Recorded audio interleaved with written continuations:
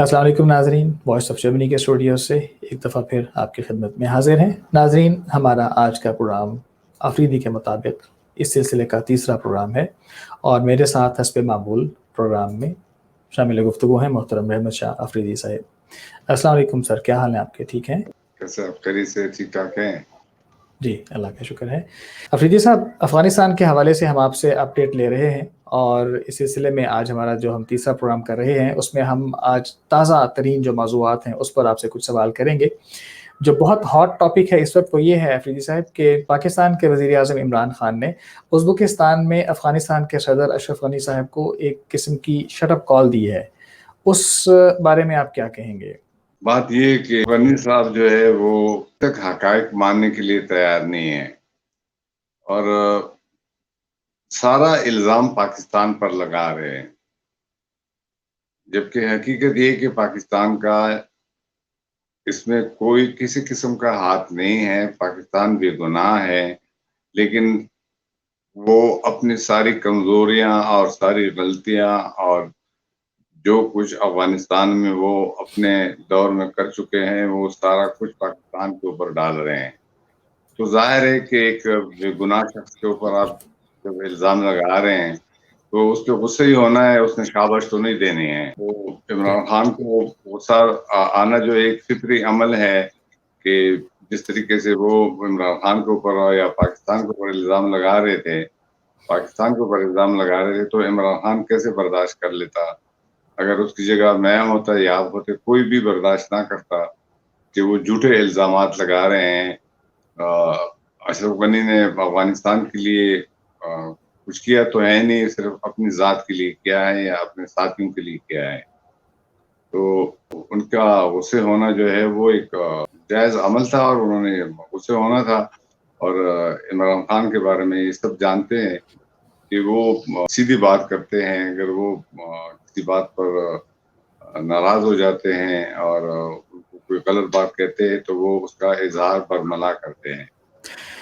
افریدی صاحب، اشرف غنی صاحب کے افغانستان کے صدر ہوتے ہوئے آپ پاکستان اور افغانستان کے تعلقات کو کیا دیکھتے ہیں؟ اشرف غنی صاحب کو تو میں مطلب صدر جو ہے وہ قائم مقام صدر، تو آپ ان کو کہہ سکتے ہیں کہ وہ قائم مقام صدر ہے، لیکن میں ان کو صدر ماننے کے لیے تیار نہیں ہوں جو اپنے ملک میں وہ رہ نہیں سکتے ہیں، اپنے ملک میں وہ کہیں جا نہیں سکتے ہیں، ایک کمرے میں بند ہو جاتے ہیں، یا جہاں رہتے ہیں وہاں ان کے چند مخصوص لوگوں کو پتہ ہوتا ہے۔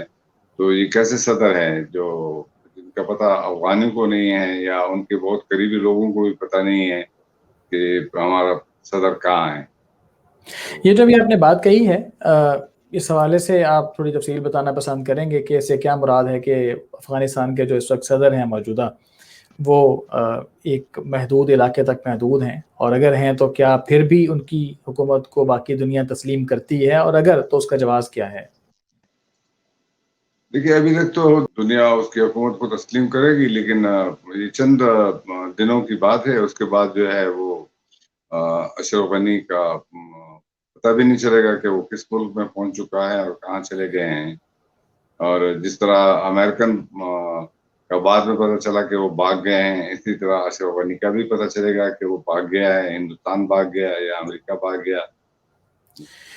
تو افریدی صاحب، آپ بھی سمجھتے ہیں کہ آئندہ آنے والے دنوں میں اشرف غنی صاحب جو ہیں وہ اس کرسی پہ قائم نہیں رہ پائیں گے اور کوئی اور طاقت افغانستان کو قبضے میں لے لے گی؟ نہیں، وہ تو فیصلہ ہو چکا ہوا ہے۔ وہ تو بچے بچے کو دکھائی دیتا ہے کہ افغانستان میں جو ہے اشرف غنی کی حکومت ختم ہو چکی ہوئی ہے۔ اشرف غنی کا کوئی وجود نہیں ہے، ایز اے پریزیڈنٹ ان کا کوئی وجود نہیں ہے افغانستان میں۔ وہ تو میرا خیال ہے کہ شاید اگر ایک مہینہ گزار لے تو یہ بہت بڑی بات ہوگی، ایک مہینے سے زیادہ وہ نہیں گزار پائیں گے۔ انڈین انفلوئنس اور انڈین نے جو افغانستان میں اپنی انٹیلیجنس کے لوگ بھیجے ہوئے ہیں اور جو اسلحہ بھیج رہے ہیں، وہ ان کا خیال ہے اشرف غنی کا کہ وہ اس طریقے سے وہ ایک بہت بڑی طاقت کو پسپا کر دیں گے یا شکست دیں گے۔ تو یہ خوش فہمی میں مبتلا ہیں اور کوئی بات نہیں ہے. جہاں تک انڈیا کی بات کی ہے تو آپ کو اطلاع مل چکی ہوگی کہ رائٹرز کے ایک صحافی ہیں دانش صدیقی صاحب، وہ خود بھی مسلمان تھے، اور کہا یہ جاتا ہے کہ وہ طالبان کے حملے میں ہلاک ہوئے ہیں. تو یہ کیا واقعہ ہے؟ اس بارے میں کوئی تفصیل آپ کے علم میں ہو تو وہ ضرور بتائیے. نہیں، مجھے یہ تو علم نہیں ہے کہ وہ طالبان کے ہاتھوں مارا گیا ہے، اس سے میں بے خبر ہوں. اور طالبان کے بارے میں بہت ہی زیادہ منفی پروپیگنڈا ہو رہا ہے. یہ بہت افسوس کی بات ہے کہ مغربی ممالک جو ہے وہ یہ سمجھتے ہیں کہ وہ یہ سمجھتے تو نہیں ہے، لیکن ان کی جو شکل ہے یا ان کو جس طرح پیش کیا جاتا ہے وہ ان کو بالکل اس طرح پیش کیا جاتا ہے جس سے وہ انسان نہیں ہے، وہ کوئی دوسری دنیا کے مخلوق ہیں، اور وہ کوئی 20,000 سال پرانے لوگ ہیں جن کو انسانیت کا پتہ نہیں ہے، جن کو کسی چیز کا پتہ نہیں ہے. ان کو ہر چیز کا پتہ ہے. طالبان نے، مجھے ابھی تک یقین نہیں ہے کیونکہ مجھے علم نہیں ہے، میں آج معلوم کر لوں گا کہ اس جرنلسٹ کو طالبان نے مارا ہے. اگر طالبان نے اس جرنلسٹ کو مارنا ہوتا تو وہاں پہ تو بہت سارے ہندوستانی ہیں، ان کو بہت بآسانی مارا جا سکتا ہے، بہت بآسانی سے طالبان ان کو مار سکتے ہیں. یعنی آپ اگلے پروگرام میں ہمیں کنفرم کریں گے کہ آیا یہ اقدام طالبان کی طرف سے اٹھایا گیا ہے یا طالبان پر یہ صرف ایک الزام ہے؟ ٹھیک ہے. اب میں تو یہ بھی سمجھتا ہوں کہ افغانستان میں اس وقت ایسے لوگ بھی ہیں جو طالبان کو بدنام کرنے کے لیے ایک منصوبے کے تحت کام کر رہے ہیں.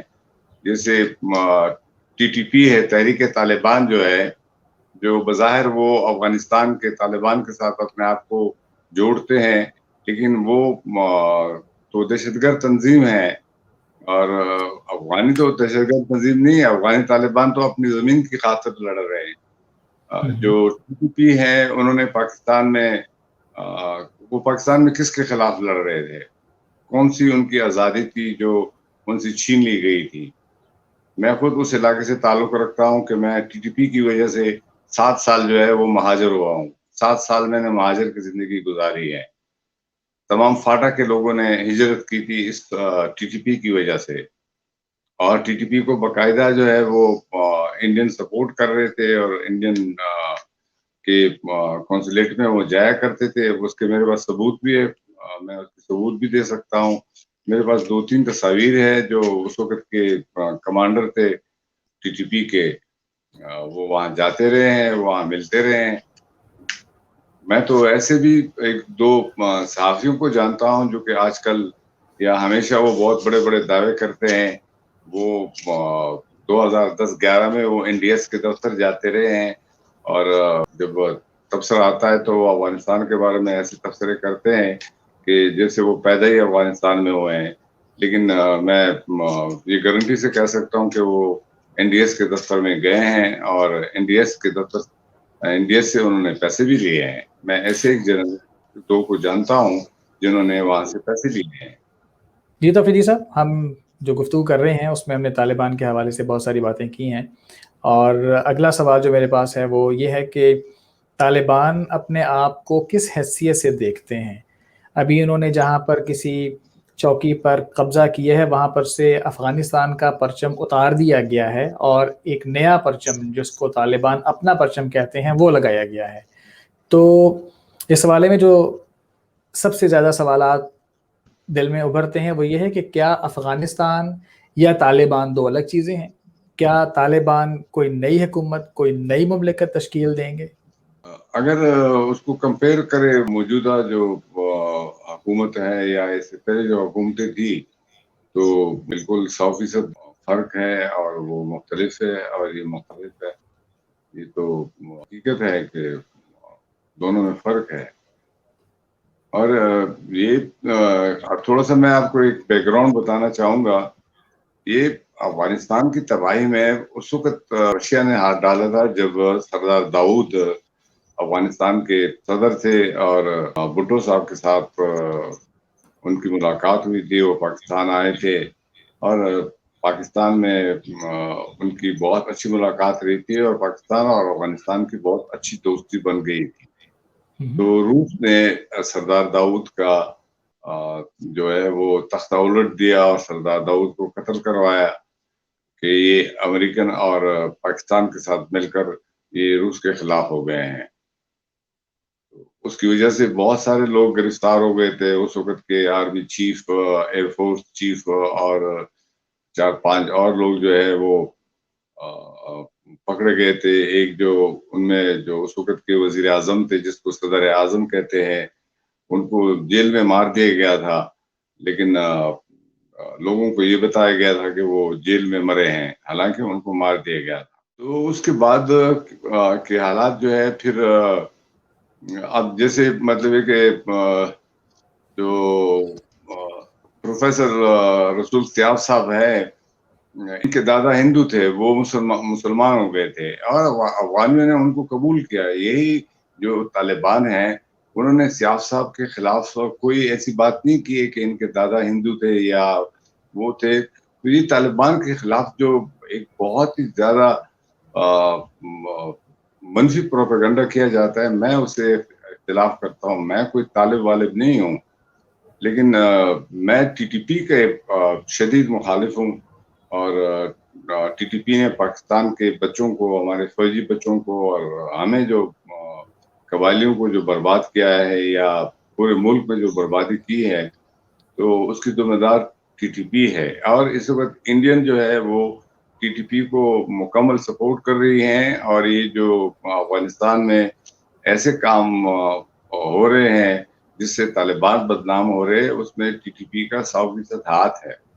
افریدی صاحب، اسی حوالے سے ایک ضمنی سوال پیدا ہوتا ہے، وہ یہ کہ پچھلے 20 سال سے پاکستان کی فوج اپنے ہی علاقوں میں، سوات ہو یا بنیر ہو یا شمالی علاقہ جات کے مزید اگلے حصے ہوں، ان میں جن طاقتوں کے خلاف برسر پیکار ہے وہ بھی اپنے آپ کو طالبان کہلاتے ہیں. اور ایک طالبان یہ بھی ہیں جو افغانستان پر اب آہستہ آہستہ اپنا قبضہ جما رہے ہیں.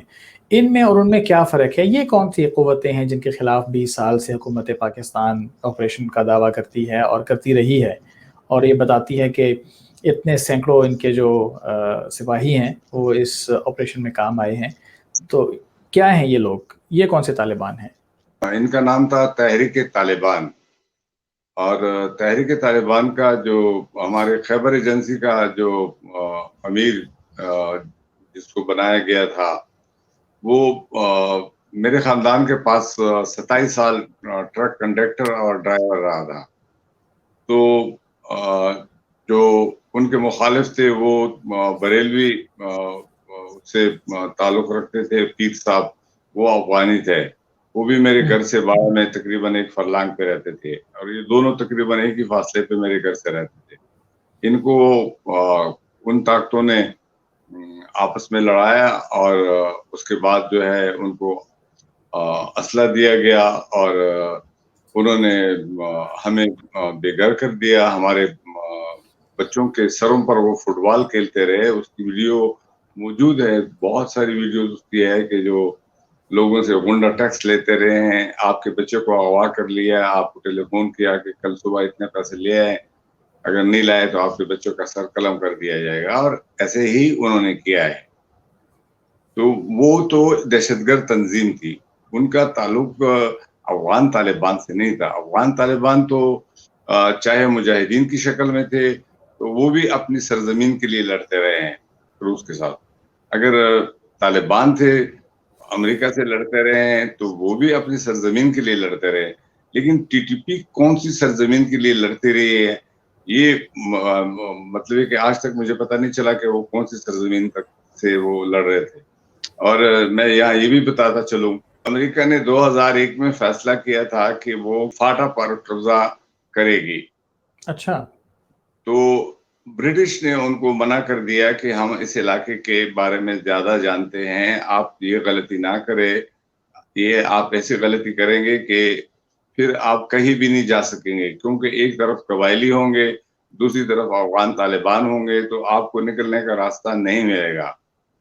اس کے بعد جب پاکستان آرمی کو پتہ چلا تو پھر پاکستان آرمی جو ہے وہ ڈپلائی کر دی گئی پورے فاٹا میں.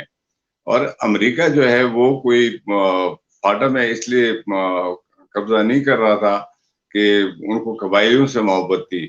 وہ جو قبائلی علاقہ میں معدنیات ہے جو قدرتی وسائل ہے اس کے حصول کے لیے، اس کو لے جانے کے لیے یہ سارا کچھ ان کی نظر میں تھا اور اس کے لیے وہ کر رہے تھے. ابھی مگر بھی میں افریدی صاحب جی جی میں نے کہا کہ جو معدنیات تھیں وہ افغانستان میں ان کے لیے کم پڑ گئی تھی جو وہ پاکستان کے قبائلی علاقہ جات کے اوپر بھی قبضہ کرنا چاہتے تھے. نہیں، افغانستان سے تو جو فاٹا میں جو ہے، میں نے اس دن بھی آپ کو بتایا تھا کہ جو فاٹا میں معدنیات ہے وہ تو سینٹرل ایشیا سے 200% زیادہ ہے. اور یہاں لاہور کی کمپنی نے وہاں پہ 2 مہینے کام بھی کیا تھا، لیکن وہاں پہ دہشت گردی شروع ہو گئی تو کام رک گیا. وہاں پہ گولڈ ہے، وہاں پہ کاپر ہے، وہاں پہ آئل ہے، وہاں پہ بہت سارے قدرتی وسائل ہے. ایون میرا جو علاقہ ہے جو اب فاٹا میں شامل کیا گیا، خیبر ایجنسی جس کو پہلے کہا جاتا تھا، خیبر ایجنسی میں جو آئل ہے وہ پورے پاکستان کا آئل ملا لے تو اس سے 100% زیادہ ہے. یہ ڈان کی خبر ہے، یہ میرے اخبار کی خبر نہیں ہے، یہ ڈان کی خبر ہے. تو امریکہ تو اس وسائل کے حصول کے لیے اس نے یہ کیا ہوا ہے. اور میں یہ دعوے سے کہہ سکتا ہوں، جس کو بھی مجبور کیا گیا ہے، میں اس بحث میں نہیں جانا چاہتا ہوں، لیکن فاٹا کو کے پی میں شامل کرنے کا جو فیصلہ کیا گیا تھا وہ امریکہ کے کہنے پر کیا گیا تھا. راتوں رات ہی فیصلہ کر دیا گیا تھا. نہ کسی قبائل سے پوچھا ہے، نہ کسی قبائل کو اس میٹنگ میں شامل کیا گیا ہے. پنجاب کے لوگ اس میں شامل تھے یا پٹھان شامل تھے. جیسے سرتاج عزیز صاحب ہے، سرتاج عزیز صاحب کا فاٹا کے ساتھ کیا تعلق ہے؟ نواز شریف صاحب کے وہ کوئی منسٹر وغیرہ ہوتے تھے اس زمانے میں. ہم قبائلیوں سے تو کسی نے پوچھا ہی نہیں ہے. اور ہمارے جو نوجوان تھے پروپیگنڈا کر کے فاٹا کو کے پی میں ضم کرنے کا فیصلہ کیا گیا. میں اس کو یہ سمجھتا ہوں کہ میں غلاموں کا غلام ہو گیا ہوں. میری ہر چیز پر جو ہے کسی اور کا قبضہ ہو گیا ہوا ہے. وہ میں اس لیے کہتا ہوں کہ اس ملک میں جس سطح پر کرپشن ہو رہی ہے تو وہاں سے مجھے کیا ملے گا؟ وہاں سے تو مجھے کچھ بھی نہیں ملنا ہے، میرے لوگوں کو کچھ نہیں ملے گا. مگر افریدی صاحب آپ نے پھر حکومت پاکستان سے اس حوالے سے گفت و شنید نہیں کی. آپ ایک ماشاءاللہ بااثر شخصیت ہیں اور آپ کے علاقے میں بھی بہت سارے لوگ آپ کے ساتھ کھڑے ہیں. تو آپ نے یہ نہیں کہا کہ شمالی علاقہ جات کو ایک الگ خود مختار صوبہ بنایا جائے، نہ کہ اس کو پاکستان کے خیبر پختونخوا صوبے میں ضم کر دیا جائے؟ میں تو جب میں نے 1985 میں اخبار نکالا تھا اس وقت تو میں اسی پہ کام کر رہا تھا اور اسی کے لیے میں بات چیت کر رہا تھا. اور میں نے جو اس ملک کے وزیر اعظم ہیں جیسے بے نظیر بھٹو ہے، انہوں نے وعدہ بھی کیا ہوا تھا. اور عمران خان جب میرے گھر آئے تھے باڑہ خیبر ایجنسی میں، وہاں بھی انہوں نے یہ وعدہ کیا تھا. ان کی وہ ویڈیو میرے پاس موجود ہے جہاں انہوں نے وعدہ کیا تھا کہ اس کو ہم الگ صوبہ بنائیں گے، لیکن وہ سب کچھ بھول گئے. اور جب کے پی کا ایک علاقہ ہے کرک میں جب منرل نکل آیا تو اس کا ٹھیکہ جس کو دیا گیا، بظاہر تو وہ ٹھیکہ کسی غیر ملکی کمپنی کو دیا گیا ہے، لیکن وہ اس پارٹی کی ایک اہم شخصیت ہے، ان کی بیگم کی وہ کمپنی ہے. انہوں نے وہ سارا کچھ وہاں سے نکالا ہے. اور امریکن کی اب بھی نظر جو ہے وہ اسی کے اوپر ہے. یہاں پر میں یہ بتاتا چلوں کہ یہاں پہ جو پاکستان کے پولیٹیشین ہیں وہ تو میرا خیال ہے کہ سب کچھ بیچ دیں گے، اور انہوں نے بیچا ہے. کوئی ایسی چیز انہوں نے نہیں چھوڑی ہے جو اس قوم کے لیے سوچا ہو کہ اس قوم کے لیے ہم چھوڑ دیں یا اس قوم کے لیے کرے. انہوں نے تو کوشش یہ کی ہے کہ اس قوم کو ہم فقیر بنا دیں اور زیادہ سے زیادہ ان کو ہم مجبور بنائیں اور ان کو بیکاری بنائیں. ناظرین، ہمارا یہ پروگرام ابھی جو ہے سپریم کورٹ میں ہم نے اس کے خلاف قبائلیوں نے رٹ کی ہوئی ہے، لیکن اس کی کوئی تاریخ نہیں نکل رہی ہے. اور اگر تاریخ نکلی ہے 1-2 بار تو لیفٹ ہو رہی ہے، اس پہ کوئی بحث نہیں ہوئی ہے، اس پہ کوئی بات چیت نہیں ہوئی ہے. ہم اب بھی کہتے ہیں کہ آپ ریفرینڈم کرائیں، اس کے ذریعے سے فیصلہ ہو جائے گا کہ لوگ فاٹا کو ایک الگ صوبہ بنانا چاہتے ہیں या वो केपी में जम होना चाहते हैं। अफरीदी साहब, हुकूमत पाकिस्तान के नज़दीक इसका नुकसान क्या होगा अगर कबायली इलाका जात को अलग से एक सूबा बना दिया जाता है? हुकूमत पाकिस्तान को तो फायदा है, हुकूमत पाकिस्तान को नुकसान तो नहीं है, उसको फायदा है। हमने तो लिख के दिया था, उसमें मेरी सिग्नेचर भी है कि हम 25 साल के बाद जो बजट है हमारा पाकिस्तान का, उसका हम 30% बजट का हम आपको देंगे, अब हमसे ले ले। एक तो हमारे जो लोग जहाँ जो जर्मनी में काम करते हैं या दुबई में काम करते हैं या सऊदी अरेबिया में काम करते हैं, जो पढ़े लिखे बच्चे हैं हमारे बाहर ममालिक में नौकरी करते हैं, वो सब यहाँ आ जाएंगे, वो यहाँ काम करेंगे। हम दुबई की शेखों से ज्यादा अमीर होंगे, उनसे कम अमीर नहीं होंगे। लेकिन हमारी बात को सुनी अनसुनी कर दी और मैं ये समझता हूँ कि जो हमारे यहाँ मुक्तदर ताकते हैं वो उन्होंने भी अमेरिका के आगे घुटने टेक दिए। अफरीदी साहब, हमारा अगला जो गरम सवाल है वो ये है कि पाकिस्तान में आप रहते हैं और बतौर पाकिस्तानी शहरी आप क्या देखते हैं कि पाकिस्तान के जोग्राफियाई हमसाए, चाइना हो, अफ़गानिस्तान ख़ुद हो, ईरान हो, भारत हो, जो भी ममालिक हैं, वो अमेरिका के जाने के बाद पाकिस्तान की क्या पोजीशन देखते हैं?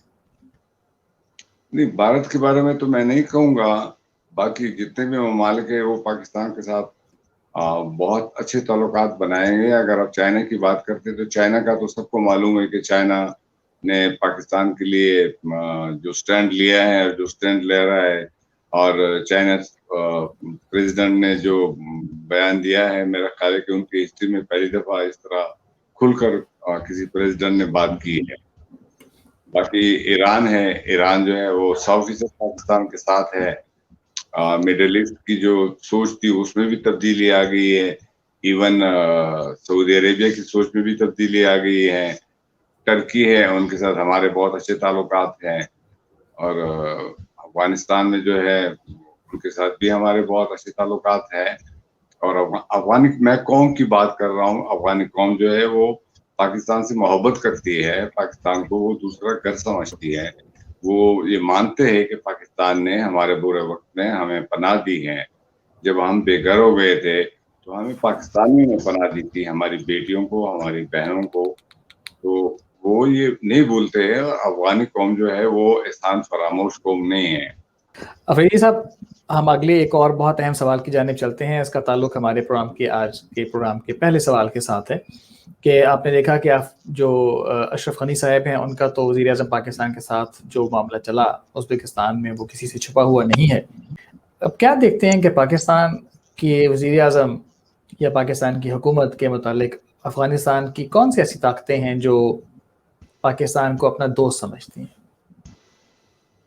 मैंने उस दिन भी गुजारिश की थी कि 80% अफगानी जो है, चाहे वो सरकारी ओहदों पर फायज हैं, चाहे वो अवामी लोग हैं, वो पाकिस्तान को दूसरा घर समझते हैं और उनको पता है कि पाकिस्तान जो है वो हमारी बका है और पाकिस्तान की बका अफगानिस्तान में है।